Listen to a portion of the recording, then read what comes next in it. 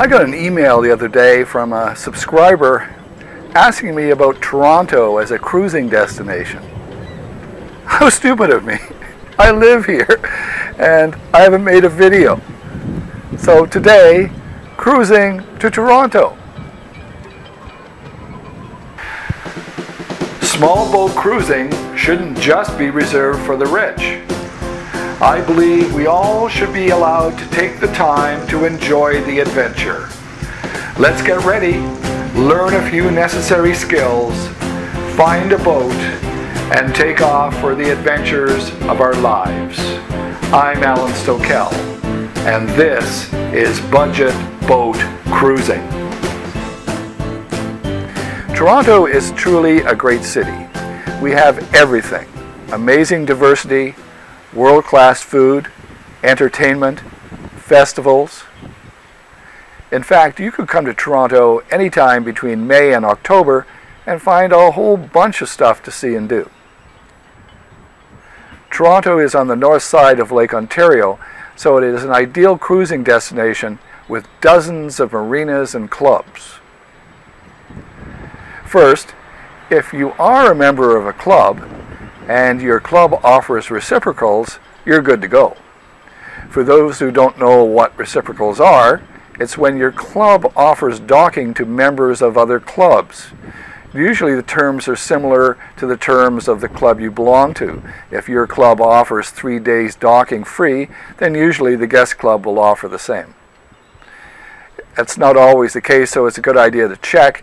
And if you're lucky enough to be a club member, you're ready to go, but make sure you have your ID. If you're like me and dock at a marina, you'll not quite so lucky. So let's look at the various areas of Toronto and check out the good and bad features of each. Let's start at the East End. I'm going to leave out the far east and the far west because of the poor access to the downtown part of the city. The area to the east and south of downtown is old industrial land we now call the Portland, and it's slowly being converted into parkland, a movie district, a wildlife park. Tommy Thompson Park, or the Leslie Street Spit as the locals call it, is made from clean fill, which was caused by digging foundations for all those skyscrapers you see downtown.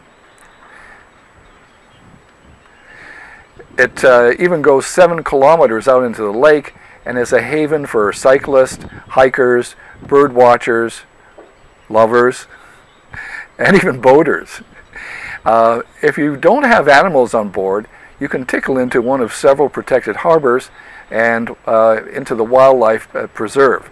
Obviously, no domesticated animals are allowed because it is a reserve. The other downside is that you will need a dinghy and a bike, as there is no public transportation. But the views of the city are amazing and the price is free. If you need a dock or you want to walk your dog, you can stay at the nearby Outer Harbor Marina, but you are still miles from nowhere.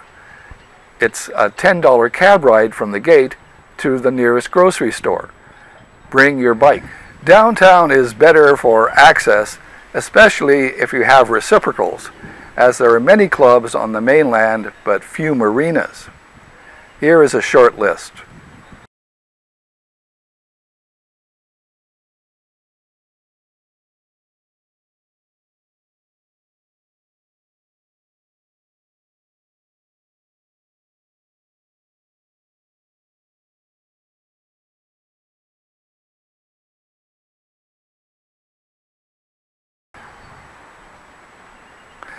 Toronto Harbourfront has 3 marinas right downtown for 24-foot to 200-foot vessels. Make sure you have a reservation though. South of downtown is a wonderful park called the Toronto Islands.